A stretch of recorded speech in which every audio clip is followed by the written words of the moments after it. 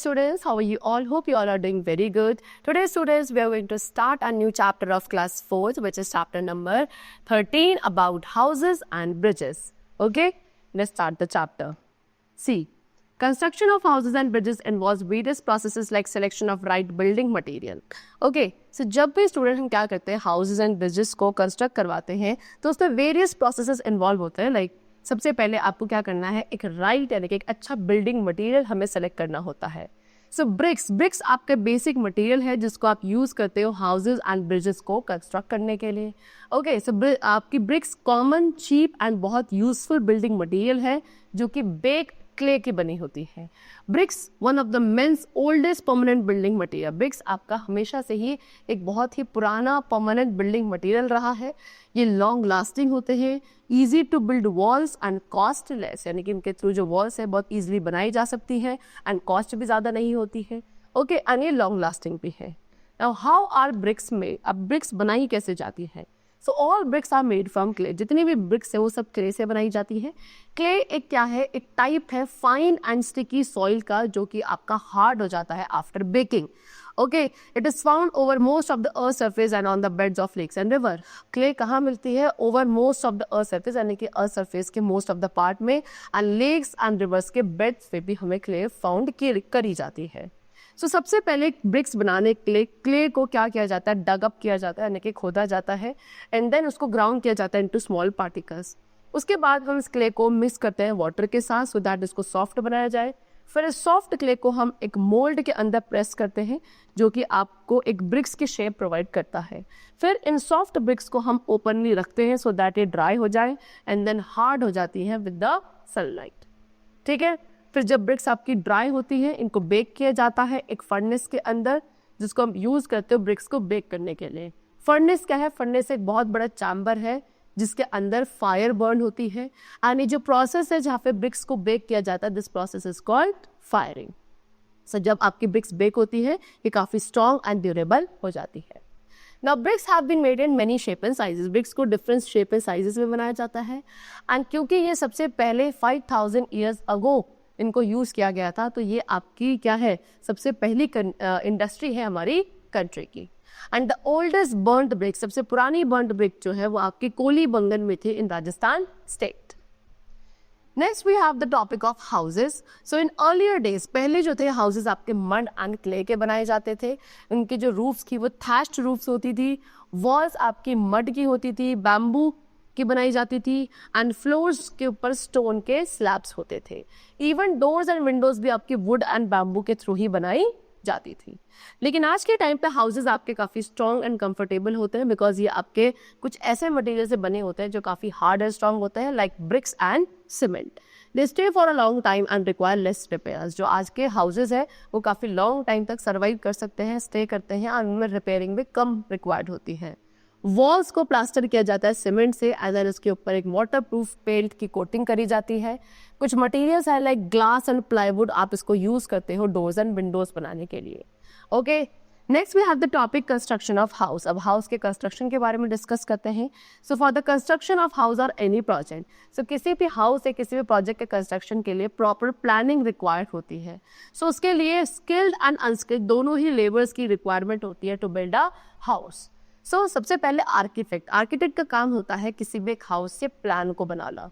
Okay, plan क्या होता है? प्लान दिखाता है कि उस हाउस का लेआउट कैसा होगा, यानी कि उसमें कितने rooms, doors, Windows and open areas होंगे, कहाँ होंगे. ओके, एंड इस प्लान को आप क्या कहते हो? ब्लूप्रिंट. एंड कौन बनाता है इसको? आर्किटेक्ट बनाता है. Once the plan is approve, एक बार प्लान अगर अप्रूव हो जाता है then the contractor arranges for the labour and building materials. उसके बाद कॉन्ट्रैक्टर का काम होता है क्या? लेबर एंड बिल्डिंग मटेरियल के लिए अरेंज करना. ठीक है, जैसे कि जो मेजन है, मेजन फिर वर्क करने लगते हैं हाउस पर क्या? अपने टूल्स का यूज करके like plumb bob, trowel, hammer, split level and mallet. ठीक है, मेजन का काम क्या होता है? पिलर्स को बनाना, वॉल्स एंड रूफ को बनाना of the house. Next the welder. उसके बाद वेल्डर का काम होता है जो भी स्टील एंड आयरन ग्रिल्स है या जो डोर्स एंड विंडोज के फ्रेम है उनको ज्वाइन करना. देन कारपेंटर आपका वुडन वर्क करता है, वो जितने भी वुडन डोर्स एंड विंडोज है उनको बनाएंगे. ठीक है, एंड उसके साथ साथ जो कबर्ड है उनको फिट करते हैं, फर्नीचर बनाते हैं. ओके, सो कारपेंटर कुछ टूल्स का यूज करते हैं like place, saw, gimlet, pry, square and drill, hammer. The next, when the building is about to complete, the electrician installs the electric wires, plugs, switches, lights and fan. अब जब building जब complete होने वाली होती है तो electrician का काम होता है अब उसमें क्या, electric wire, plug, switch, light and fan को क्या करना, इंस्टॉल करना. एंड उसके लिए वो कुछ टूल्स यूज करते हैं like wrench, screwdriver, plier, soldering, iron and insulation pipe. ठीक है, इन टूल्स के जो हैंडल्स होते हैं इनके ऊपर रबर कवर होता है सो दैट इलेक्ट्रिशियन आपका प्रोटेक्टेड रहे किसी भी इलेक्ट्रिक शॉक से. ठीक है. Next we have plumber. Plumber का वर्क क्या होता है, प्लम्बर का काम होता है वाटर पाइप, टैप, जितने भी बाथरूम एसेसरीज है, सैनिटरी वेयर्स है, उनको फिट करना. एंड इसके लिए प्लम्बर कुछ टूल्स का यूज करता है like spanner, plier, wrench, pincer, pipe cutter and hammer. Then next we have what, when the house is ready. जब हाउस रेडी होता है अब नेक्स्ट काम है पेंटर का. पेंटर क्या करता है, पेंटर पेंट्स द वॉल. उनका काम है वॉल्स को पेंट करना, जिसके लिए वो paint brushes, colours, rollers and ladder, spray gun, इन सभी का यूज करते हैं हाउस को प्लास्टर एंड पेंट करने के लिए.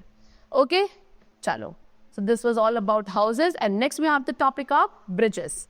So bridges are used to cross the lakes, rivers, railway tracks are sometimes used to cross the busy road. Bridges का यूज किया जाता है किसी भी लेक, रिवर, रेलवे ट्रैक या कभी कभी एक बिजी रोड को क्रॉस करने के लिए भी ब्रिजेस बनाए जाते हैं. अब एक ब्रिज का जो कंस्ट्रक्शन है वो भी एक कॉम्प्लेक्स प्रोसेस है.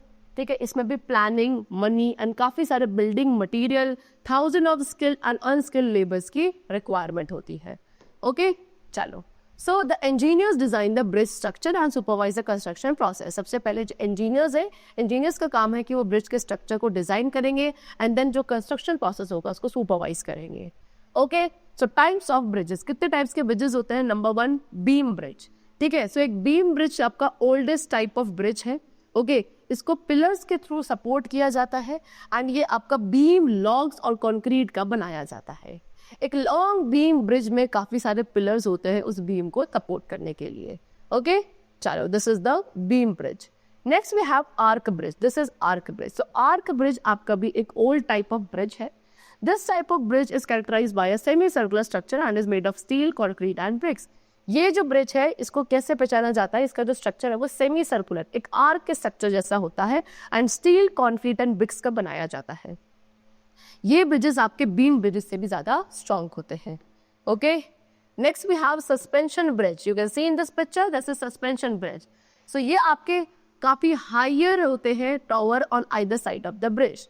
ठीक है, ब्रिज के किसी भी एक ये वाले जो ब्रिज होते हैं इनके एक साइड पर काफी हाई टावर होते हैं. ठीक है, स्टील केबल होती है जो इन टावर से हैंग करती है एंड इस ब्रिज के लोड को कैरी करती है. Next we have cantilever bridge. This is your cantilever bridge.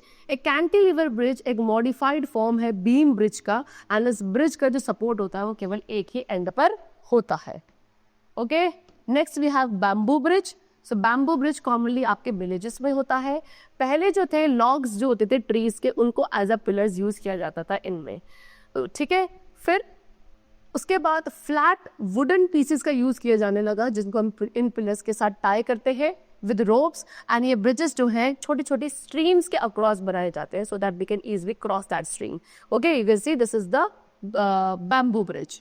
Okay, चलो, so the chapter is completed. I hope you all have understood the chapter very clearly. ठीक है, we'll meet you very soon in the next class. Till then, take care and thanks to all.